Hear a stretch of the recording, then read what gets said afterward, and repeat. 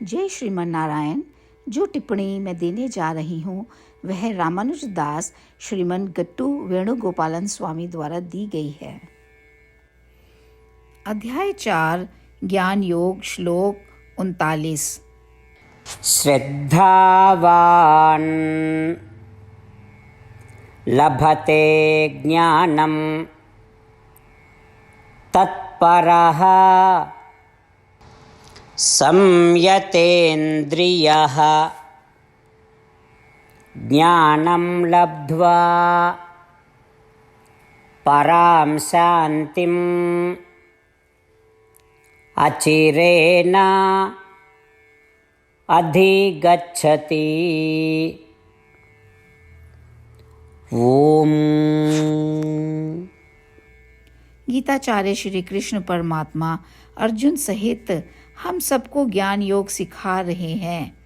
परमात्मा कह रहे हैं, अर्जुन, किसी आचार्य के पास जाने और उनसे आत्मज्ञान की शिक्षा प्राप्त करने के लिए तुम्हारे पास उत्साह या दृढ़ता होनी चाहिए। तभी तुम अपने भीतर आत्मज्ञान को सुधार और बढ़ा सकते हो और लगातार उस पर ध्यान कर सकते हो। इतना ही नहीं, बल्कि तुमको अवश्य ऐसा करना चाहिए कि अपने मन और इंद्रियों को सांसारिक वस्तुओं और सुखों की ओर आकर्षित होने से रोकने की कोशिश करनी चाहिए। यदि तुम ऐसा करते हो तो जल्द ही तुम्हारा ज्ञान परिपक्व हो जाएगा।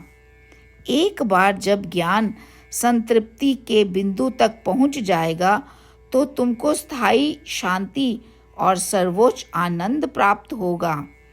इस प्रकार श्री कृष्ण परमात्मा हमें एक आचार्य के पास जाने के लिए प्रोत्साहित कर रहे हैं और आत्मज्ञान की शिक्षा प्राप्त करने, जिससे हम शाश्वत परम आनंद प्राप्त कर सकें।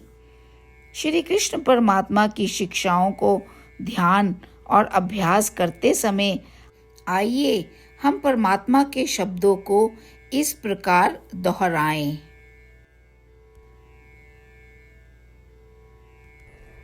श्रद्धावान् लभते ज्ञानं तत्परः संयतेन्द्रियः ज्ञानं लब्ध्वा परां शान्तिम् अचिरेणाधिगच्छति।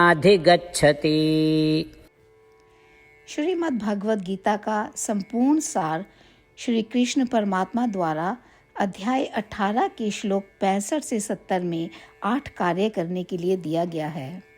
श्री कृष्ण कहते हैं, मैं उन लोगों से प्रेम करता हूँ जो इन 8 बातों का पालन करते हैं। मैं उन भक्तों की हर तरह से रक्षा करूँगा। श्री कृष्ण परमात्मा द्वारा बोली गई संपूर्ण भगवद गीता को सुनने के बाद अर्जुन कहते हैं, करिष्ये वचनम तवा, जिसका अर्थ है, श्री कृष्ण, मैं वैसा ही करूँगा जैसा कि आप कहते हैं। यही कारण है कि श्री कृष्ण ने अर्जुन को सभी प्रकार की सफलताएं और विजय प्रदान की है। आइए हम परमात्मा को अपना वचन दें कि हम इन 8 कार्यों का पालन करेंगे। परमात्मा को इस शब्द देने से बड़ी कोई पूजा, तप या यज्ञ नहीं है। मैं यह 8 व्रत कहूँगी जो हमें करने चाहिए। आप सब कृपया अपने मन और हृदय में इन पर विचार करें। इस तरह से हम श्री कृष्ण को अपना वचन देते हुए हम सभी श्री कृष्ण के प्रसन्न भरे मुख की कल्पना करें और इस आनंद को महसूस करें। जय श्रीमन नारायण। ये है हमारे 8 वादे। हमारा पहला वादा, हे श्रीमन नारायण, जैसा कि आपने निर्देश दिया है, मैं हमेशा आपका ध्यान करूंगी और आपके बारे में सोचूंगी।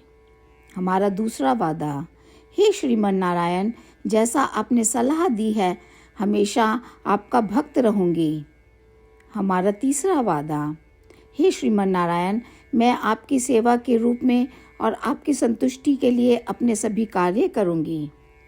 हमारा चौथा वादा, हे श्रीमन नारायण, जैसा कि आपने अनुसरण करने के लिए कहा है, मुझे पूर्ण विश्वास है कि मैं आपकी हूँ और मैं हमेशा हाथ जोड़ूंगी और आपको नमस्कार करूंगी और आपकी पूजा करूंगी।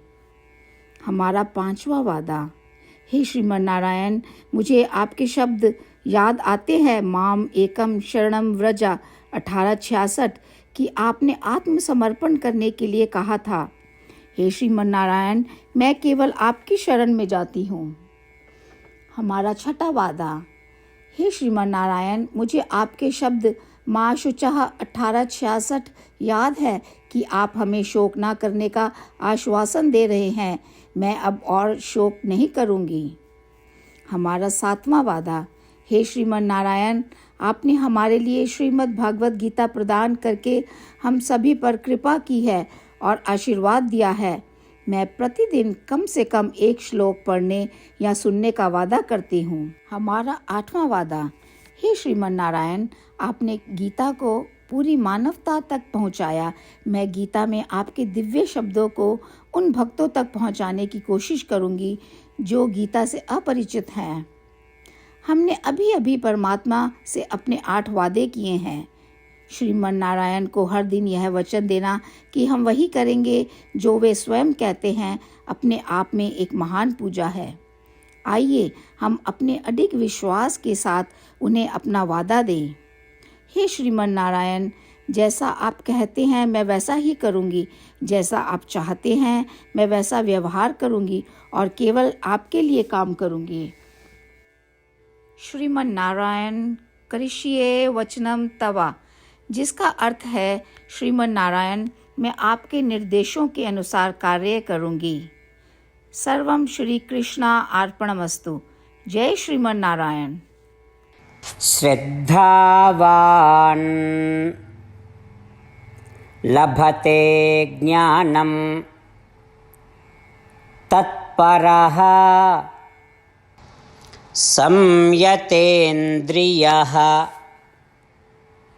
ज्ञानं लब्ध्वा